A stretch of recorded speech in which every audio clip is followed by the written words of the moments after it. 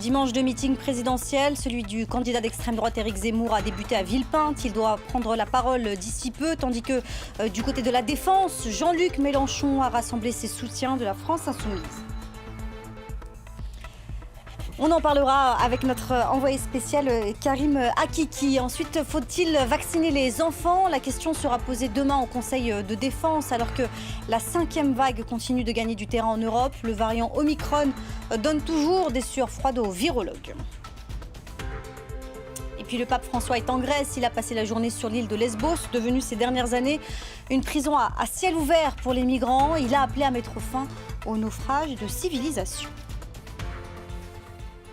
Voilà pour les titres. Soyez les bienvenus si vous nous rejoignez sur France 24. Reconquête, c'est donc le nom choisi par Éric Zemmour ce dimanche pour son parti politique. Le candidat à l'élection présidentielle tient son premier meeting à Villepinte, en région parisienne. 15 à 20 000 personnes sont attendues. On va y retrouver notre envoyé spécial Karim Akiki. Karim, vous qui êtes sur place, racontez-nous comment se passe le meeting. Écoutez, pour l'instant, les prises de parole se succèdent pour chauffer à blanc cette salle qui est pleine. On nous a dit qu'il y avait plus de 15 000 places, entre 15 000 et 19 000 places. Elles sont toutes occupées. Il paraît même qu'il y a du monde à l'extérieur. Eh bien, pour l'instant, c'est une salle chauffée à blanc avec 8 orateurs qui ont pris la parole successivement pour annoncer l'arrivée d'Éric Zemmour, nous dire à quel point la France a besoin d'Éric Zemmour, des discours populistes qui mettent en cause l'immigration, évidemment, qui est le mot de tous les Français. Il y a également ce thème du déclassement qui est revenu dans ces prises de parole régulières. Tout cela pour faire attendre, pour faire monter la pression ici dans la salle où on attend l'arrivée d'Éric Zemmour, qui devrait intervenir maintenant après 2 intervenants. Eh bien, ces militants sont chauffés à blanc avec des drapeaux bleu, blanc, rouge. On peut entendre "On est chez nous" ici, ou des slogans qui reprennent ces thématiques-là, ces thématiques dont je vous parlais, du grand déclassement ou encore du grand remplacement. Ceux qui sont là attendent avec impatience l'arrivée d'Éric Zemmour, attendent cette première prise de parole depuis qu'il s'est déclaré candidat à l'élection présidentielle. On attend quelques annonces, en tout cas, dans toutes ces prises de parole, il n'y a pas eu de poids lourd politique ici pour ce premier meeting après son annonce officielle à la candidature suprême pour être président de la République. Il n'y a pas eu de grands noms, même si des appels ont été lancés, des appels du pied notamment à l'extrême droite, mais également à la droite. On pense à certains ténors de l'extrême droite qui ont été appelés vivement à rejoindre Éric Zemmour. En attendant, c'était des discours ce sont des discours qui se multiplient ici avec toujours pour thématique les deux grands thèmes d'Éric Zemmour, que sont le grand remplacement et le grand déclassement des Français. Karim Akiki, envoyé spécial de France 24 à Villepinte. On vous retrouvera un peu plus tard, Karim, une fois que Éric Zemmour aura donc pris la parole pour son tout premier meeting de campagne. Sur un tout autre bord politique maintenant, Jean-Luc Mélenchon, le candidat de la France insoumise, a rassemblé lui ses soutiens du côté de la Défense, toujours en région parisienne. On va écouter un extrait de sa prise de parole, c'était il y a un peu plus de 2 heures. Nous venons montrer au pays pour lui redonner du courage, alors qu'il est plongé dans l'obscurité de débats absurdes où l'on voudrait qu'ils se comptent l'un à l'autre pour des affaires de religion ou de couleur de peau. Nous venons dire et proclamer une grande fois de plus: non, la France, ce n'est pas l'extrême droite. La France, c'est la sécurité sociale, c'est la santé publique, c'est l'émancipation, c'est l'école, c'est la recherche, c'est le partage. Voilà pour la campagne présidentielle qui débute, mais l'actualité sanitaire n'est jamais très loin. La 5e vague déferle toujours sur l'Europe, mais depuis plusieurs jours, c'est l'apparition d'un nouveau variant qui préoccupe. Chaque pays compte désormais ses Omicron. 183 cas confirmés au Danemark ce dimanche, 1 du côté du Sénégal. Et c'est dans ce contexte que se pose la question de la vaccination des enfants de 5 à 11 ans. Elle existe déjà aux États-Unis ou encore au Canada. Elle sera au programme des discussions au cours du Conseil de défense sanitaire qui est prévu demain, alors que de nombreux cas de Covid ont été recensés auprès des plus jeunes. Regardez. Des enfants enrhumés, ce généraliste à Strasbourg en voit de plus en plus souvent. Depuis 2 semaines, son cabinet recense 2 à 4 cas de Covid par jour. Au moindre signe, les parents sont inquiets. On se pose des questions, on ne sait pas si c'est juste un refroidissement comme chaque année ou le Covid lui-même, quoi. C'est pour ça que j'ai préféré consulter pour mon fils. Depuis le retour des vacances de la Toussaint, le virus circule beaucoup dans les écoles primaires. Le taux d'incidence n'a jamais été aussi haut.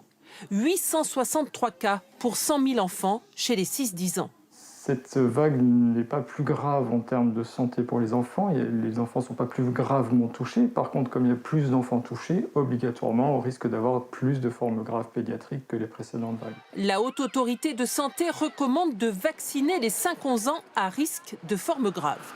Cela concernerait 360 000 enfants. Souvent asymptomatiques, les plus jeunes transmettent le virus. Alors, faudrait-il vacciner tous les 5-11 ans? Ce n'est pas une priorité pour ce médecin. C'est-à-dire de vacciner les frères, les sœurs, qui eux sont éligibles, et évidemment les parents, et donc d'aller plus loin dans la vaccination des adultes qui n'ont pas été encore vaccinés, qui sont en contact avec ces mêmes enfants. La vaccination des enfants divise les parents. Je suis plutôt pour, ouais. Ça a l'air de marcher pour les adultes, on peut en sortir, ça sera tant mieux. Je suis contre, je suis à 200% contre. On n'a déjà pas assez de recul pour les adultes, alors les enfants, non, pas question. Aux États-Unis et en Israël, on vaccine déjà les enfants depuis le mois dernier. Cette question devrait être évoquée demain au Conseil de défense sanitaire. La Méditerranée est en train de devenir un cimetière froid, sans pierre tombale. Les mots forts du pape François en visite sur l'île grecque de Lesbos. C'est là que vivent entassés depuis des années maintenant des migrants dans des conditions particulièrement difficiles. Écoutez Alexia Kefalas, elle est justement notre envoyée spéciale sur place. Ce sont des mots forts quand il parle de naufrage de civilisation, quand il demande à l'Union européenne d'arrêter d'être bloquée par les nationalismes de chaque pays et d'avancer. Le pape François veut avant tout ouvrir les yeux, alerter, et c'est un lanceur d'alerte à sa manière avec des mots très très forts. En fait, la portée à l'heure actuelle, effectivement, on a l'impression qu'elle n'est qu'à Lesbos ou à Athènes, mais elle est bien dans toute la région et peut-être même dans toute l'Europe, puisque le vice-président de l'Union européenne, Margaritis Schinas, est à ses côtés à Lesbos. Et c'est ça que le pape François veut faire passer. Il veut faire passer ce message de dialogue d'une Union européenne qui est devenue inhumaine et que finalement on s'adresse à des êtres humains. Ce ne sont pas seulement des termes de migrants ou de demandeurs d'asile. Et c'est ça véritablement qu'il veut faire et c'est pour ça qu'il utilise des mots forts, justement pour que ce soit repris, notamment par la presse mais aussi par les dirigeants européens et montrer qu'il y a urgence. Et c'est la raison pour laquelle cet impact aujourd'hui peut sembler être à Lesbos, mais il va rayonner dans le monde entier. En tout cas, c'est ce qu'espère le pape et c'est ce qu'espèrent aussi beaucoup de demandeurs d'asile dont la situation reste très critique à l'heure où la Grèce continue de construire des camps de plus en plus fermés, de plus en plus restreints au niveau des libertés de circulation et au moment où les ONG fustigent la Grèce pour ces refoulements de migrants en mer Égée, une mer Égée que le pape François qualifie encore et toujours de cimetière. Cette affaire qui fait couler beaucoup d'encre du côté du Pakistan. Plus d'une centaine de personnes ont été arrêtées après le meurtre d'un directeur d'usine sri-lankais. Il a été battu à mort puis immolé par le feu par une foule qui l'accusait de blasphème. Etanadji. Son portrait est exposé au public et aux médias devant la chambre de commerce de Sialkot. Un mémorial improvisé en hommage à Priyantha Kumara, le directeur d'usine sri-lankais, battu à mort et brûlé par une foule en colère. Un crime barbare, condamné par la classe politique pakistanaise et les habitants. L'incident qui s'est produit est extrêmement répréhensible. C'est un jour sombre dans l'histoire de Sialkot. Le Sri Lanka est notre ami et nous partageons sa douleur dans ce triste incident. Aucune condamnation de ce crime n'est suffisante. Les images de la scène du crime font froid dans le dos. Voici ce qu'il reste de Priyantha Kumara, un amas de cendres, des vêtements carbonisés au milieu de cette artère très fréquentée de Sialkot. Le citoyen sri-lankais accusé de blasphème pour avoir déchiré une affiche religieuse, s'est réfugié sur le toit de son usine de textile avant d'être traîné dans la rue. Des centaines de personnes ont pris part aux violences, pendant que d'autres y ont assisté passivement. La police du Pendjab dénonce un acte terroriste. Nous sommes intervenus à 200 endroits différents en moins de 24 heures pour arrêter les suspects. Nous avons identifié 160 coupables présumés grâce à des images de surveillance. 118 personnes ont été arrêtées jusqu'ici. Était-ce un règlement de compte avec un employeur abusif? L'enquête se poursuit. Mais les accusations de blasphème sont régulièrement utilisées au Pakistan comme prétexte lors de simples disputes. L'offense à l'islam, souvent non prouvée, a provoqué à plusieurs reprises ces dernières années des lynchages meurtriers. Selon un récent rapport, au moins 78 personnes auraient été tuées en 2020 au Pakistan dans des affaires de blasphème. Et puis en Afghanistan voisine, 4 mois après la prise de pouvoir par les talibans, la situation des droits de l'homme inquiète toujours autant. Selon l'ONG Human Rights Watch, au moins 47 personnes ont été exécutées ces dernières semaines. Inès Olagaray. Malgré leur volonté affichée de gagner le respect de la communauté internationale, les talibans poursuivraient leurs exactions en Afghanistan. Et selon Human Rights Watch, ces exécutions viseraient particulièrement les anciens membres des forces de sécurité afghanes. Au moins 47 d'entre eux auraient été tués depuis le retour au pouvoir des talibans le 15 août dernier. Samedi, les États-Unis et une vingtaine de pays alliés ont condamné ces violences. Nous soulignons que les actions présumées constituent de graves violations des droits humains et contreviennent à l'amnistie annoncée par les talibans. Malgré les promesses d'amnistie, les talibans sont régulièrement accusés de commettre des meurtres parmi les alliés du gouvernement déchu. Dans la liste des 47 personnes citées dans le rapport de Human Rights Watch figurent des policiers, des membres de l'armée et des services de renseignement. Selon l'ONG, les talibans ont exploité la liste des agents de sécurité qui s'étaient rendus pour mener ensuite à bien leurs représailles. De son côté, le nouveau gouvernement afghan nie les faits.